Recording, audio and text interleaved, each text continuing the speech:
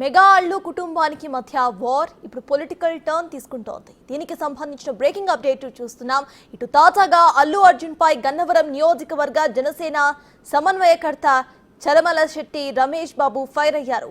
Allu Arjun hero అనుకుంటున్నాడు, ఆయన comedian అంటూ ఎద్దేవా చేశారు. ఆయన చిరంజీవి, నాగబాబు, పవన్ వాళ్ళని చూసుకుని సినిమాల్లోకి వచ్చి వారిని విమర్శించే స్థాయి అల్లు అర్జున్కి లేదని ఆగ్రహం వ్యక్తం చేశారు.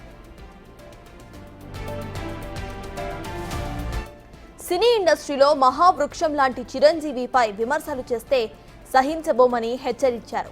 చిరంజీవి, నాగబాబు, పవన్ కళ్యాణ్ కాళ్లు కడిగి క్షమాపణ చెబితేనే పుష్ప 2 సినిమా రిలీజ్ కానిస్తామని అన్నారు. ఆయన క్షమాపణలు చెప్పకుంటే పుష్ప 2 సినిమాను ఎలా రిలీజ్ చేస్తారో చూస్తామని అన్నారు.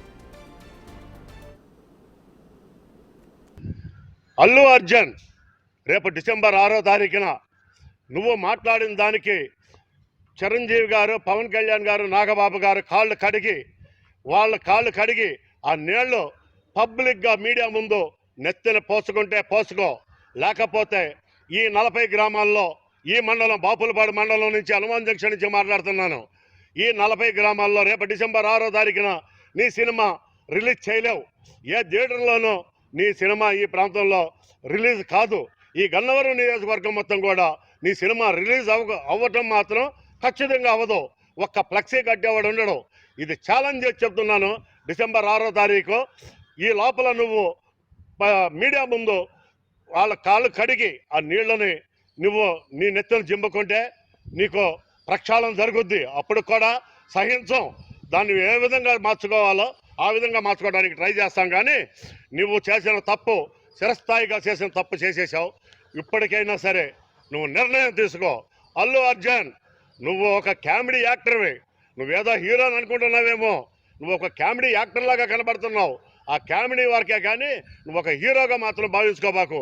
హీరో అంటే రామ్ చరణ్ అంటే యాక్షన్తో కాదు, ఆవుభావాలు, తండ్రి తల్లి తండ్రి వాళ్ళ భావాలు అందిపుచ్చుకుని ఆయన మాట్లాడే డిబేట్లు చూడు. ఎక్కడైనా సరే రామ్ చరణ్ మాట్లాడే విధి విధానాలు చూడు. ఎంత క్లాసుగా, ఎంత అఫీషియల్గా కానీ, ఎంత సౌమ్యంగా మాట్లాడుతున్నాడో, ఎంత అణిగిమణిగి ఈ ప్రజల కోసం మాట్లాడుతున్నాడో, ఎంత సర్వీస్ చేస్తున్నాడో కూడా తెలుసుకో. మీ తండ్రి పిల్లికి బిచ్చం పెట్టని అల్లు అరవింద్ గారు ఎక్కడైనా సరే సేవా కార్యక్రమాల్లో ఎక్కడైనా ఉన్నాడా? ఈ రాష్ట్రాన్ని ఎక్కడైనా కాపాడారా? నీ కుటుంబం గురించి చెప్తావేంటి? నీ కుటుంబం ఏదో గొప్పదనుకుంటున్నావేమో, నీకేదో సైన్యం ఉండాలనుకుంటున్నాము. చూపిస్తూ సైన్యాన్ని రేపు డిసెంబర్ 8వ తారీఖు 6వ తారీఖు అన్నావు. ఆ రోజును చూపిస్తూ నీ సైన్యాన్ని మేము చూస్తాం, ఖచ్చితంగా చూస్తాం.